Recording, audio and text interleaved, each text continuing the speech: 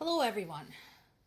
Of the over 100 participants in the international conference to discuss the situation in Ukraine, 78 agreed that Ukraine is a country and deserves to be left alone and keep its borders. So that's good.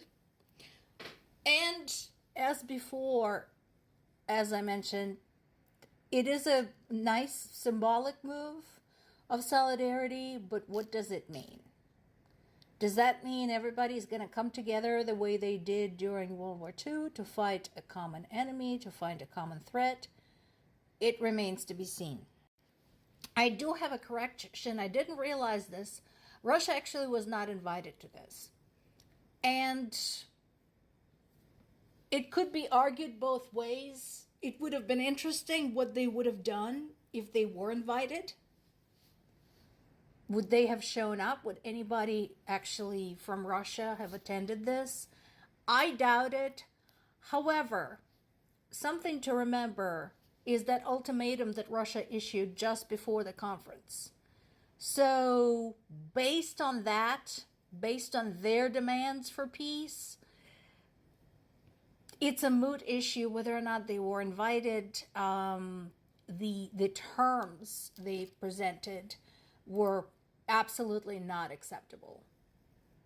For those of you who missed it, basically they insisted on keeping the occupied Ukrainian territories, and not just that, but actually getting more. So, for example, right now, they are occupying about 60% of my native Zaporizhia region. They insisted that they should be given the entire Zaporizhia region, and so on. So anywhere where they occupy a portion of the region, they wanted the whole thing. And then, there were other things like disarming of Ukraine's army, cessation by Ukraine of any attempts to get into NATO or EU, etc., etc. So again, the whole thing is a perfect example of my way or the highway. So again, from that standpoint, it really is a moot issue as to whether or not they should have been invited to the conference. The one thing that I thought was productive was the summary of damages. So I think people don't fully realize just how much harm this war has done, especially with Russia's concerted effort to harm as many civilians and as much of the civilian infrastructure as possible. So if you look at some of the daily reports posted by Reuters, they have a good summary of civilian casualties and some of the destruction. But I think one has to be on the ground to fully appreciate just the sheer magnitude of what is going on there. That is why a lot of us have been speaking out in favor of sending heads of state to Ukraine, and or sending designated representatives to Ukraine, because multiple times there have been multiple incidents when a representative of a country would go on the ground near the front line and have a gigantic epiphany about what is happening in Ukraine, that it's not some little territorial conflict, that it's not, that it's not trivial, that what is happening there is truly horrible. Understandably, Ukraine's reply to Putin's ultimatum about surrendering basically has been very negative. Again, why should they? Why should Ukraine accept Russia's terms? I think people of Ukraine have spoken in 1991, where they voted for Ukraine to be separated from the Soviet Union by a landslide. So that is how it should stay. Period. Also, to those who are saying, well, what about Crimea? Okay, where do we draw the line? When we start talking about borders, don't forget the world's borders have changed significantly just in the last century, just in the 20th century, in our lifetime. So, are you seriously going to sit there and propose, oh, well, let's roll it back to 19th century? No, no, no, no, no. Yeah, let's roll it back to 18th century. Well, how far are you going to go? Are you not forgetting something that perhaps your own country might have a border dispute with somebody based on that?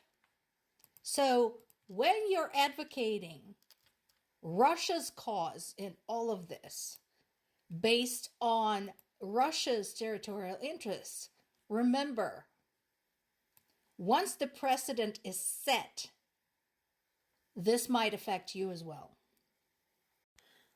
Meanwhile, Ukrainians continue to make progress in disabling Russian military facilities.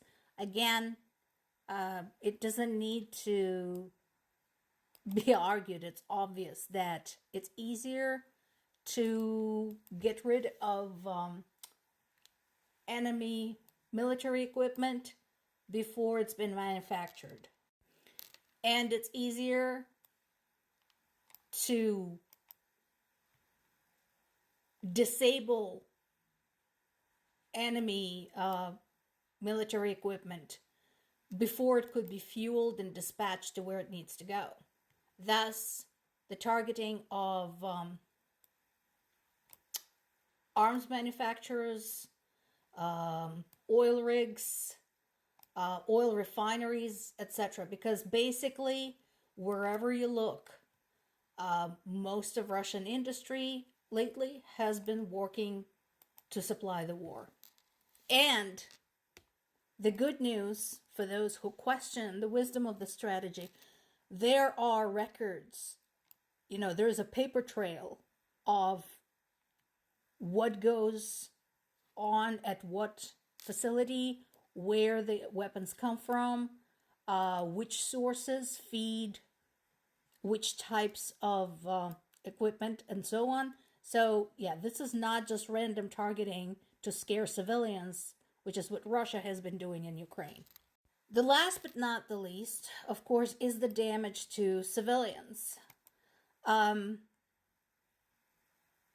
This article talks about the difficult topic of sexual assault, to which Ukrainian women and girls were subjected at the hands of Russian occupiers.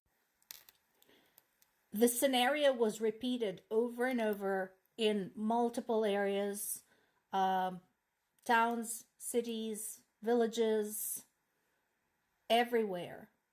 And it was the same. They were basically found herded like cattle out of wherever they were hiding and assaulted. Some of them did try to hide unsuccessfully. Some of them were afraid to resist, as it often happens with sexual assault survivors, because they were afraid that if they resisted, they would get killed. Or those women who were captured with their families were afraid that if they resisted, their children might suffer. So, you tell me, knowing this, why on earth should any concessions be made to Russia? This is what they did. Setting everything aside, all the conspiracy theories, suppose it was true. Suppose there was NATO interference, of which there's no proof. Actually, there's a lot of proof to the obvious, but suppose. Why was this warranted? How is this fighting NATO? How is raping women and girls fighting NATO? You tell me.